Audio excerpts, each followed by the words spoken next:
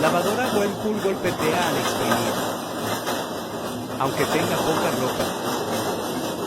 La falla es generada por los amortiguadores. La solución es cambiarlos. Sígueme para aprender cómo.